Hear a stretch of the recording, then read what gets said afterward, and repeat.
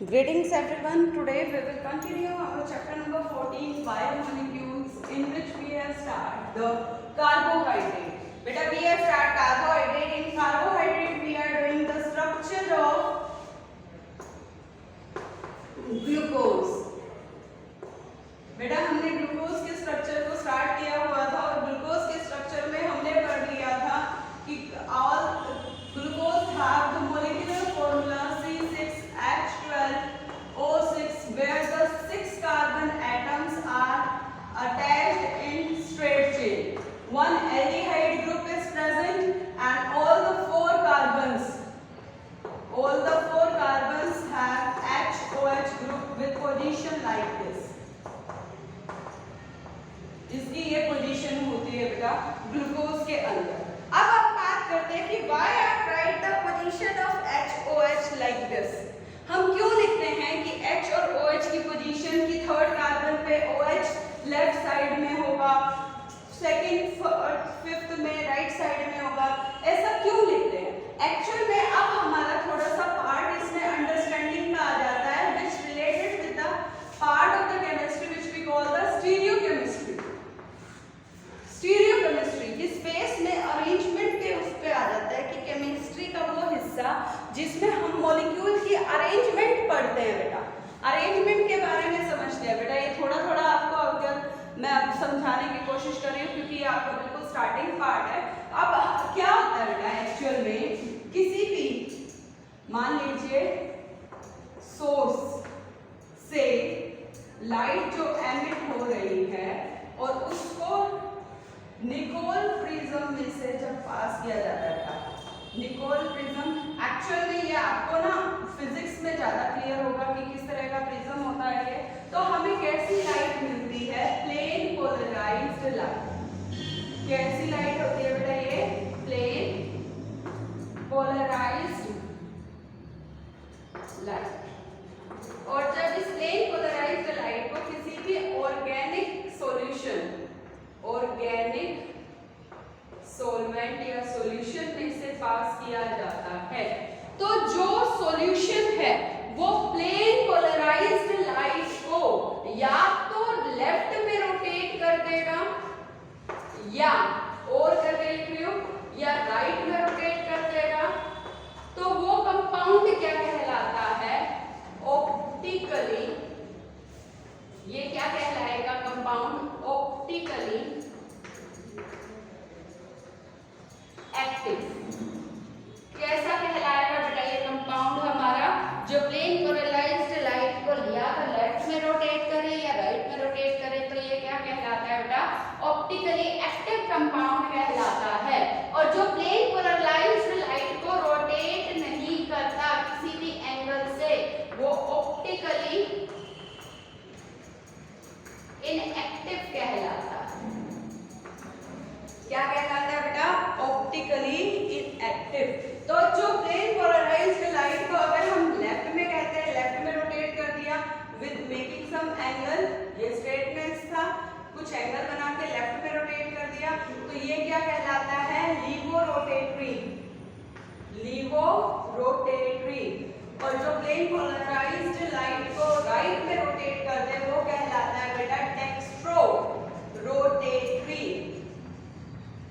क्या कहलाएगा बेटा ये आपका? Dextro rotatory.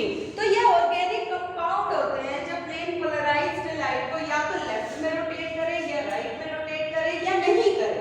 अगर वो नहीं करते रोटेट तो वो ऑप्टिकली इनएक्टिव कहलाते हैं, अगर वो रोटेट कर देते हैं तो ऑप्टिकली एक्टिव कहलाते हैं।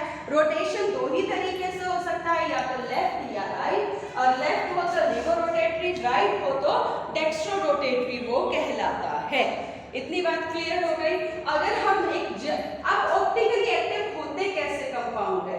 ये तो प्लेन पोलराइज्ड लाइट को बताने वाली बात हो गई। अब ऑप्टिकली एक्टिव कंपाउंड कैसे होते हैं इसके बारे में बात करते हैं। Optically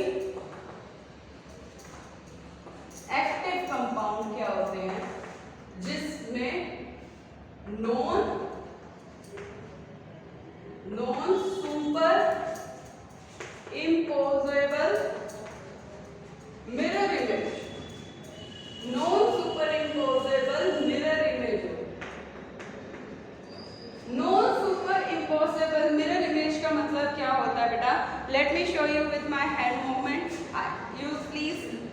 Imagine this is the left my hand and its mirror image is like this.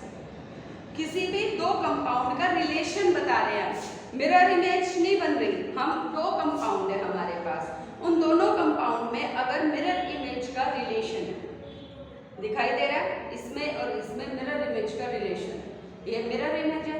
अगर मैं इसको बिना रोटेट करे, ऐसे रोटेट नहीं करना बेटा, without rotating on the spot इसको ऐसे इम्पोज करते हैं तो ये एक दूसरे के ऊपर ओवरलैप नहीं करते, तो ये नॉन सुपर इम्पोजेबल है।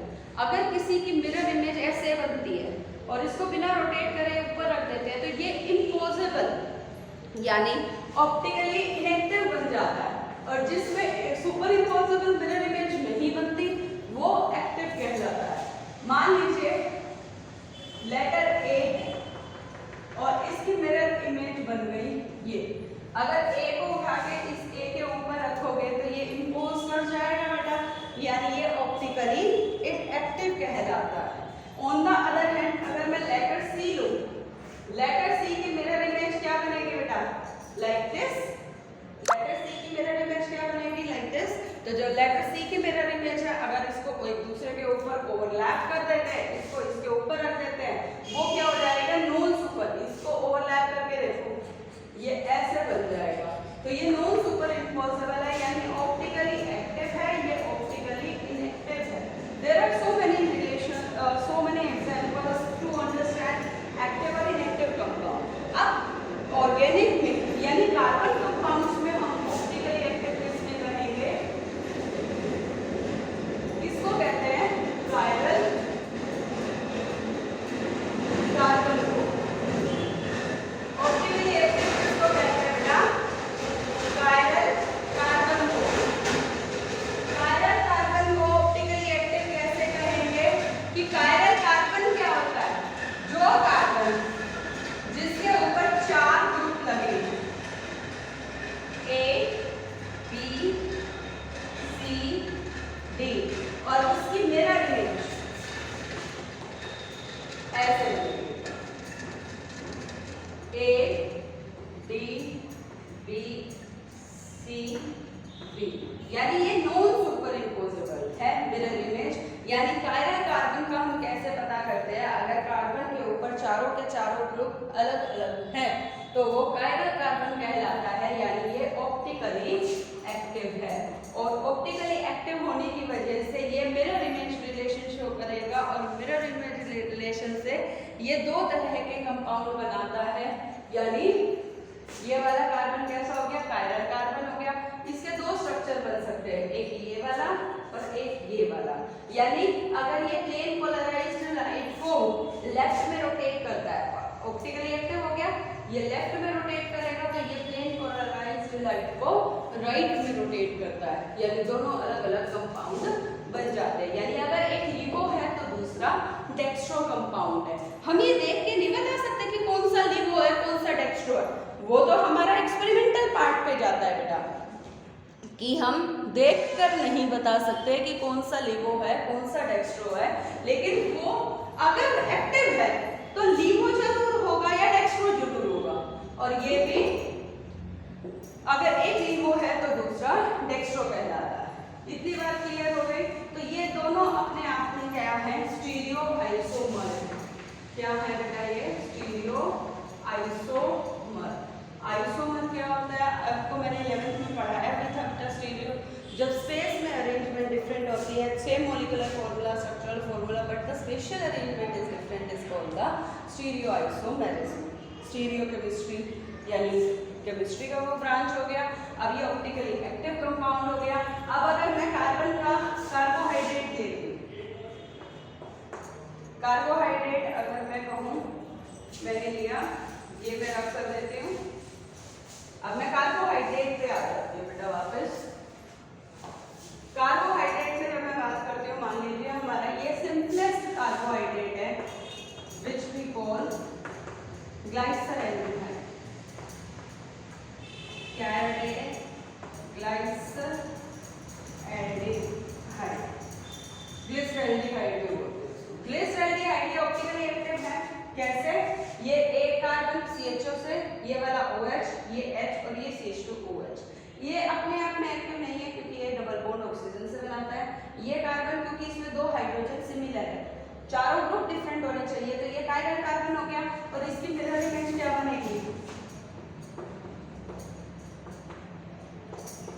तरीके से बनती है। कैसे बनती है बेटा? इस तरीके से बनती है। और स्टीरियो आइसोमर कितने बनते हैं किसी भी मॉलिक्यूल के अंदर? कायरल कंपाउंड को अगर हम बात करते हैं तो कैसे निकलते हैं? With the formula 2n²। कौन सा फॉर्मूला लगता है बेटा इसमें? 2n² वाला फॉर्मूला लगता है, जिससे हम स्टीरियो आइसोमर्स की काउंटिंग बता सकते हैं। क्या बता सकते हैं बेटा? कि स्टीरियो आइसोमर कितने बनेंगे उसकी काउंटिंग बता सकते हैं with the help of the formula 2n²। तो 2n² से जब हम बताते हैं तो उसके नंबर ऑफ कार्बन कितने हैं? सॉरी 2n² 2 की पावर n, इससे बताते हैं। तो 2 की पावर अगर n हो तो हम उसकी अरेंजमेंट के हिसाब से उसके स्टीरियो आइसोमर बता सकते हैं। अब इसमें कितना कायरल कार्बन है? 1। तो 2 की पावर 1 क्या हो गया? 2 हो गया बेटा। 2 की पावर 1 का मतलब 2 हो गया, यानी एक कायरल कार्बन है तो 2 स्टीरियो आइसोमर बनेंगे। इसी तरह से आप ग्लूकोज में आ जाओ बेटा। ग्लूकोज में अगर आप देखो इस कार्बन को, ये अगेन कार्बन नहीं है, इसमें देखो ये एक H है, एक OH है, एक CHO और एक ये पूरा बड़ा ग्रुप काउंट होगा। ये नहीं है कि मैडम ये भी तो CHOH है, नो, ये पूरा बड़ा ग्रुप का काउंट होगा, जिसकी वजह से ये क्या हो गया? ये वाला कार्बन ऑप्टिकली कायरल कार्बन होगा। इसी तरह से ये कार्बन और ये कार्बन, यानी 4 कार्बन इसमें क्या है? कायरल कार्बन है। कैसे कार्बन है बेटा? कायरल, यानी चारों के चारों डिफरेंट ग्रुप से जुड़े हुए हैं। जब चारों कार्बन डिफरेंट ग्रुप से जुड़े हुए तो 4 कायरल कार्बन। उसके स्टीरियो आइसोमर कितने बने हैं? 2 की पावर n। 2 की पावर n का मतलब 2 की पावर 4। 2 की पावर 4 कितना हो गया? बोलो। 2 की पावर 4 कितना हो जाता है बेटा? 2 to the 4 to the 8 to the 16, यानी इसके 16 स्टीरियो आइसोमर बनेंगे। कितने स्टीरियो आइसोमर बनेंगे? 16 स्टीरियो आइसोमर बनेंगे। और जो 16 स्टीरियो आइसोमर्स हैं उसमें आधे डेक्स्ट्रो वाले बनेंगे, आधे लीवो वाले बनेंगे, यानी 8 डेक्स्ट्रो 8 लीवो वाले बनेंगे और उनमें मिरर इमेज कॉम्बिनेशन होगा। लेकिन हम ये बहुत बारीकी से देखकर बताते हैं कि ग्लूकोज के फॉर्मूले में कि OH इस तरह पोजीशन होता है। और आपको गैलेक्टोज भी बताया था, ये अपने आप में क्या है बेटा? स्टीरियो आइसोमर्स है, जिसमें मॉलिक्यूलर फॉर्मूला सेम है, लेकिन इसमें OH की पोजीशन क्या होती है बेटा? डिफरेंट होती है। इसमें गैलेक्टोज में 3rd और 4th पोजीशन पे चेंज। ये क्या बता दिया बेटा मैंने आपको? गैलेक्टोज। और ये क्या है बेटा आपका? ग्लूकोज। ये क्या है? तो ये बात ध्यान रखना कि ये पोजीशन हमारे स्टीरियो आइसोमर्स की वजह से आती है, कि ग्लूकोज में ये स्पेसिफिक होती है। तभी तो मैंने आपको क्या कहा था? डेफिनेशन अगर याद हो तो आपको, कि carbohydrates are optically active polyhydroxy aldehyde और कीटोन। ऑप्टिकली एक्टिव वर्ड अभी आपको बता दिया कि कार्बन 4 डिफरेंट ग्रुप से जुड़ा होता है, तो ये ऑप्टिकली एक्टिव होते हैं सारे कार्बोहाइड्रेट हमारे, जो प्लेन पोलराइज्ड लाइट को या तो लेफ्ट में रोटेट करेंगे या राइट में रोटेट करेंगे। अगर कोई प्लेन पोलराइज्ड लाइट को लेफ्ट में रोटेट करता है तो लिवो रोटेटरी, अगर राइट में रोटेट करता है तो डेक्स्ट्रो रोटेटरी। और जो हम ग्लूकोज का ये स्ट्रक्चर बनाते हैं, ग्लूकोज का ये वाला जो स्ट्रक्चर बनाते हैं, तो ये क्या है आपका? एक्चुअल में ग्लूकोज का ये स्ट्रक्चर आपका क्या है बेटे? ये आपका है एक्चुअली ग्लूकोज का स्ट्रक्चर डेक्स्ट्रो रोटेटरी। कैसा है बेटा ये? डेक्स्ट्रो रोटेटरी, यानी ये ग्लूकोज का स्ट्रक्चर कैसा है मैं यहाँ पे लिख रही हूँ, ये डेक्स्ट्रो रोटेटरी है। अगर मुझे इसका लिवो रोटेटरी बनाना होगा तो मैं इसकी मिरर इमेज बनाऊंगी ग्लूकोज की। क्या बनाऊंगी बेटा? इसकी मिरर इमेज बनाऊंगी। और अगर आप ये देखते हो, कई बार हमारा ना ये लिखा होता है डी कैप, ये लिवो रोटेटरी होता बेटा, हम स्मॉल एल से या माइनस से रिप्रेजेंट करते हैं। डेक्स्ट्रोरोटेटरी को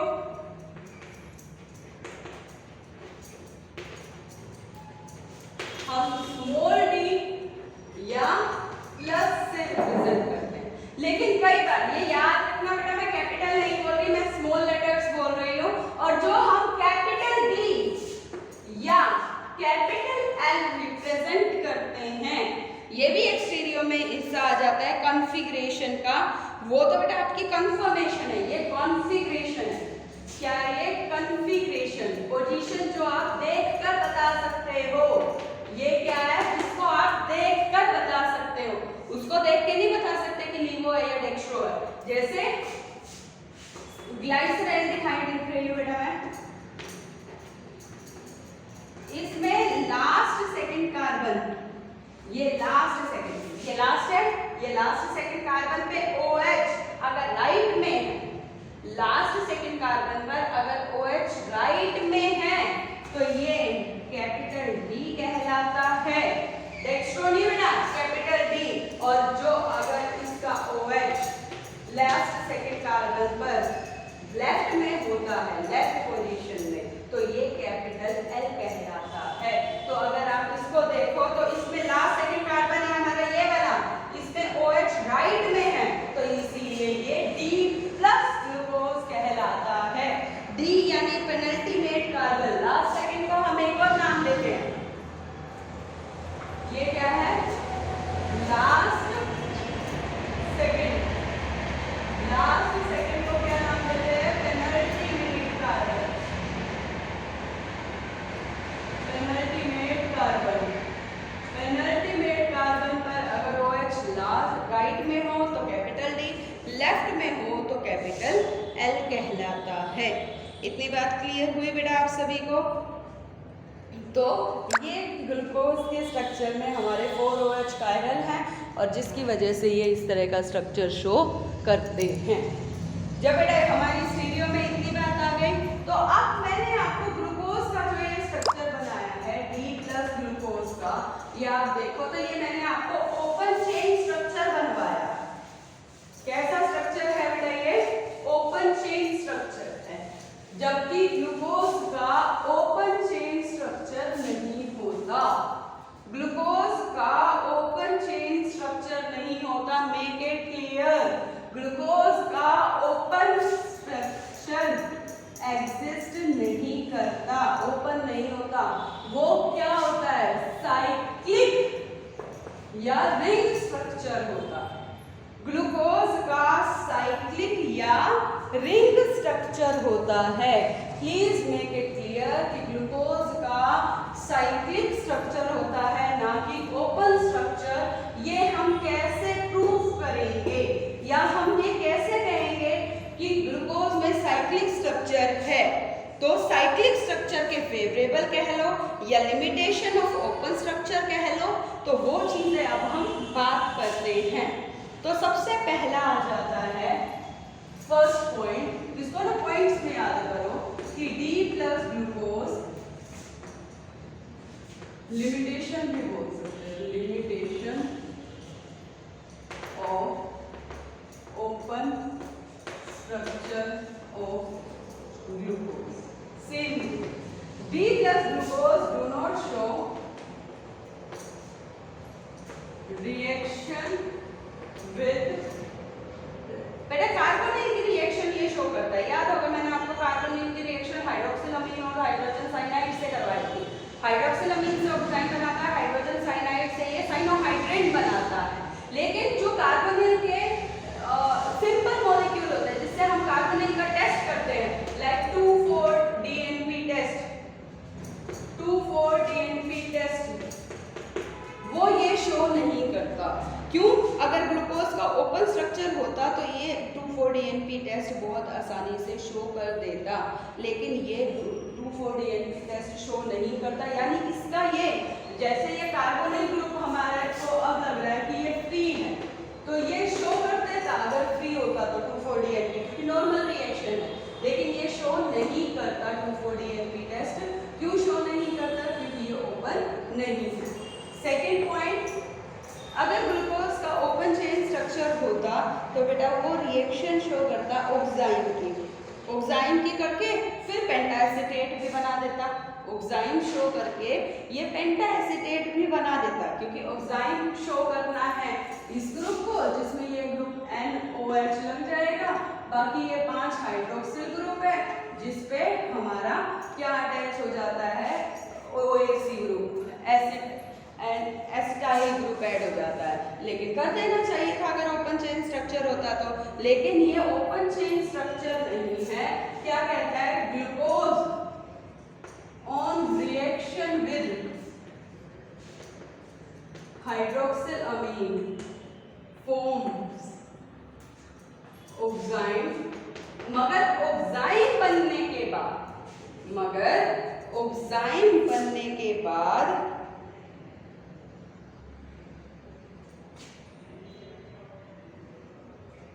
ग्लूकोज, ये कहता है कि ग्लूकोज ऑक्साइन तो बना लेता है, लेकिन पेंटा एसीटेट बनने के बाद वो ऑक्साइन नहीं बनाता। क्या कहते हैं, इसको दूसरे तरीके से लिखती हूँ, glucose do not form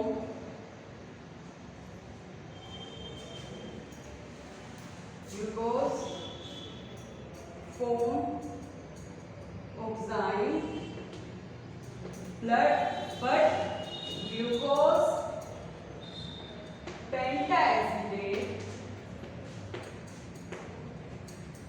does not form ऑक्साइन। क्या कहता है कि ग्लूकोज पेंटाएसीटेट ऑक्साइन नहीं बनाता। क्यों ऑक्साइन नहीं बनाता? क्योंकि ग्लूकोज का एक्चुअल में ओपन स्ट्रक्चर ना होके साइक्लिक स्ट्रक्चर है। कैसे है बेटा, ये मैं आपको बना के दिखा देती हूँ कि ये पांचवा जो कार्बन है 1 2 3 4 4 5 6, जो ये 5th कार्बन के लोन पेयर है वो इसके ऊपर कार्बोनिल के ऊपर अटैक करके इसको बॉन्ड बना देते हैं, और इसका जो साइक्लिक स्ट्रक्चर बनता है वो मैं यहाँ बना के दिखा दूँ। कैसा बनता है बेटा, CH2OH। बेटा ये ऐसे बनाना, ऐसे मत बना देना, यहाँ पे कार्बन शो हो जाएगा। ये O, ये एक तरफ OH, ये पहला कार्बन है, फर्स्ट कार्बन, H OH, ये दूसरा कार्बन, ये OH H, ये तीसरा कार्बन, H OH, ये चौथा कार्बन, और ये पांचवा कार्बन।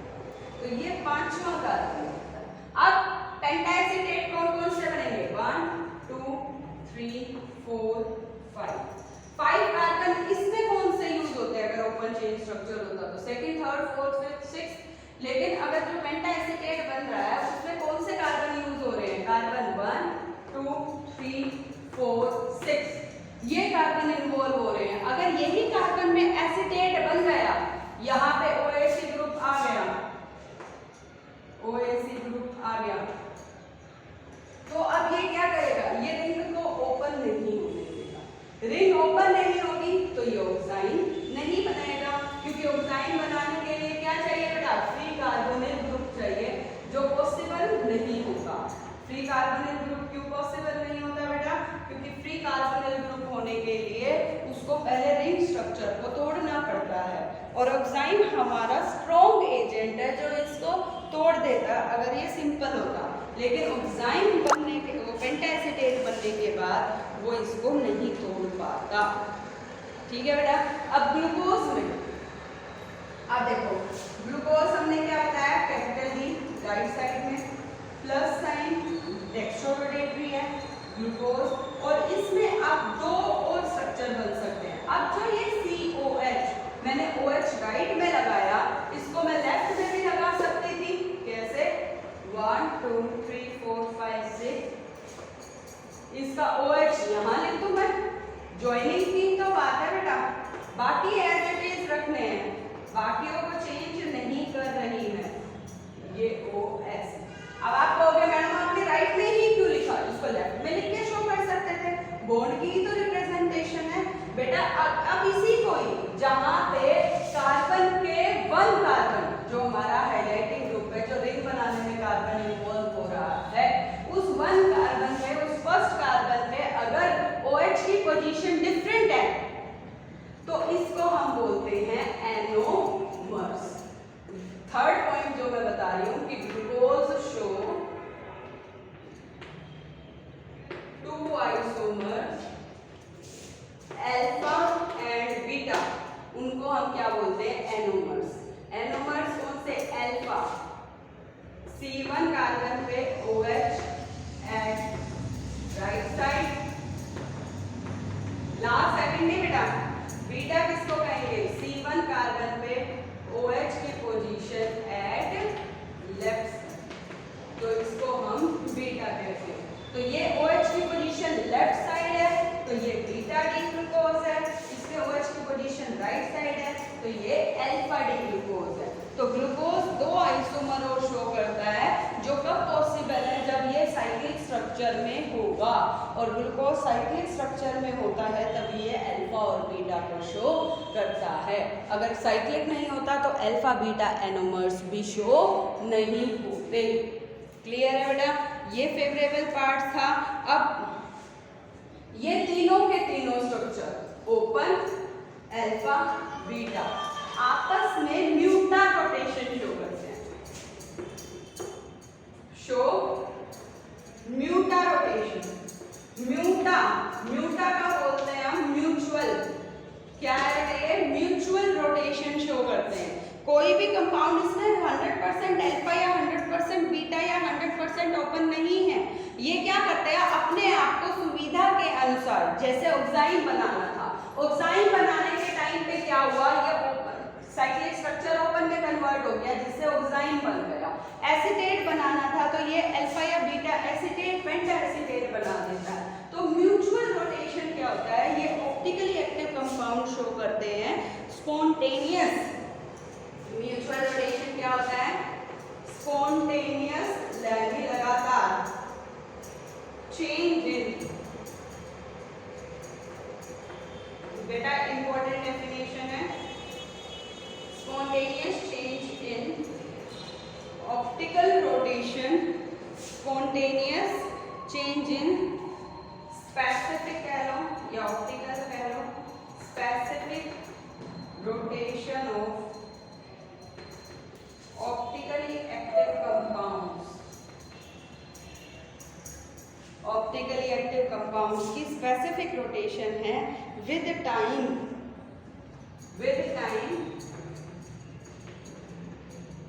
इन इक्विलिब्रियम। ये इक्विलिब्रियम में होते हैं।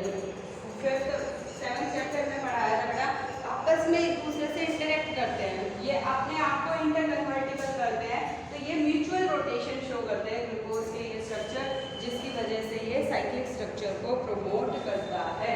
अगर मैं अल्फा वाले की बात करूं तो इसकी म्यूचुअल रोटेशन की वैल्यू है बेटा अल्फा डी ग्लूकोज। मैं इसको ऊपर करके लिख रही हूँ, ये आपने नोट डाउन करना है बेटा, बुक में डिफरेंट तरीके से मिलेगा।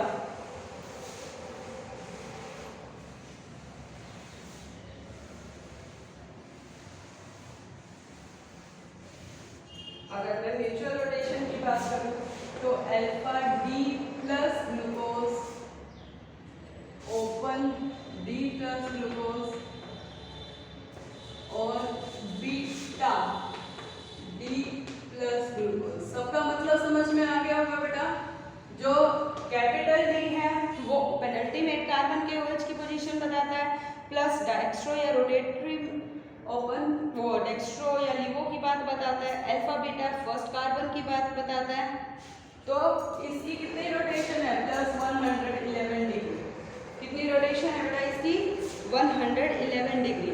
इसकी प्लस 52.5 डिग्री, और इसकी प्लस क्यों लिख रही हूँ? क्योंकि ये पॉजिटिव साइन में रोटेट करते हैं, डेक्स्ट्रो है सारे के सारे, और इसकी 19.2 डिग्री।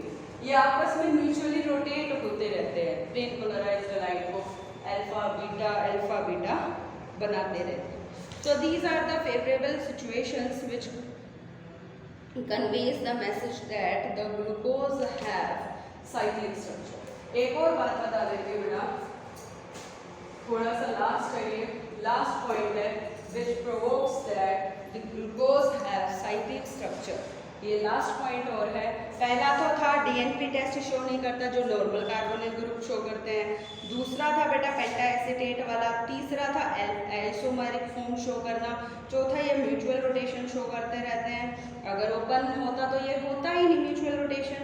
और छठा पॉइंट ये है, देखो ये सिंपल बात, सिंपली क्या है, कार्बोनिल ग्रुप होता है बेटा। कार्बोनिल ग्रुप की अगर मैं सिंपल अल्कोहल से रिएक्शन करूं, अल्कोहल से रिएक्शन करने में क्या होता है, OR नेगेटिव होता है और H पॉजिटिव। OR ये कार्बन पॉजिटिव होता है, ऑक्सीजन नेगेटिव। तो ये क्या बनाता, पॉजिटिव के पास नेगेटिव चला गया OR और इसके पास OH। फर्दर अगर ये ROH ग्रुप लेता है तो वाटर मॉलिक्यूल निकल जाता है और ये क्या बनाता है, OR। ये बेटा जिस कार्बन पे, चाहे वो एल्डिहाइड हो या कीटोन हो, उसको नहीं देखना, जिस कार्बन पे दो OR ROR दो ईथर ग्रुप लगे होते हैं, इसको बोलते हैं एसीटल। क्या बोलते हैं, एसीटल। जिसपे एक OH और एक OR ग्रुप लगता है उसको बोलते हैं हेमी एसीटल। क्या बोलते हैं बेटा इसको, हेमी एसीटल। और ये है हमारा कार्बोनिल। क्या है ये हमारा कार्बोनिल। कि अगर नॉर्मल कार्बोनिल कंपाउंड है और नॉर्मल कार्बोनिल कंपाउंड अगर एसीटल तक पहुंचना है तो उसको कितने अल्कोहल की यूनिट लेनी पड़ेगी, कितना OH ग्रुप लेना पड़ेगा, अल्कोहल यूज करने पड़ेंगे 1 यानी 2 ROH ग्रुप लेने पड़ेंगे। कितने ROH ग्रुप लेने पड़ेंगे बेटा, अगर कार्बोनिल को एसीटल तक पहुंचना है तो कितने लेने पड़ेंगे, 2।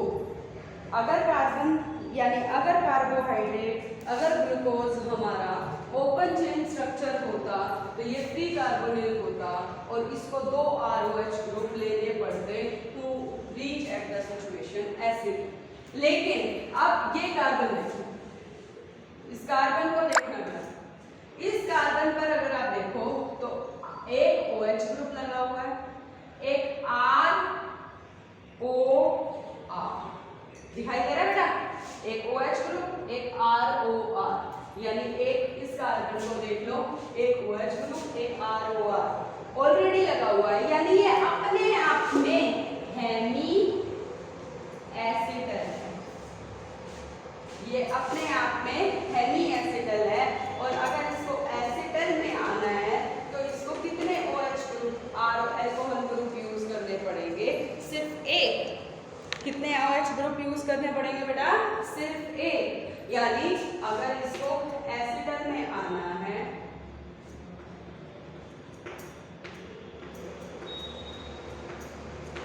तो ग्लूकोज क्या करता है,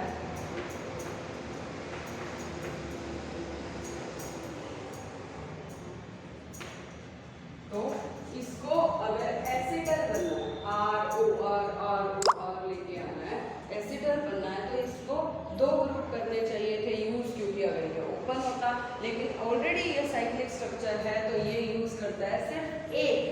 कितने अल्कोहल यूनिट यूज करता है, एक। So this points that glucose has cyclic structure not the open chain structure. तो बेटा ये आपने वीडियो से नोट्स बनाने हैं, ये आपने ध्यान रखना है, क्योंकि बुक में बहुत लेंदियर पार्ट पे इसको लेके गए हुए हैं और लर्निंग प्रोसेस बहुत लंबी हो जाएगी। क्वेश्चंस बहुत रेयर आता है कि स्ट्रक्चर या रिएक्शन वाइज लिखो, आपको अंडरस्टैंडिंग करनी है इन टॉपिक्स की और इसको नोट डाउन कर। क्लियर है बेटा। स्ट्रक्चर को रिप्रेजेंटेशन करना वो नेक्स्ट वीडियो में समझाऊंगी। स्ट्रक्चर ऑफ ग्लूकोज हमारा कंप्लीट हो चुका है। Thank you.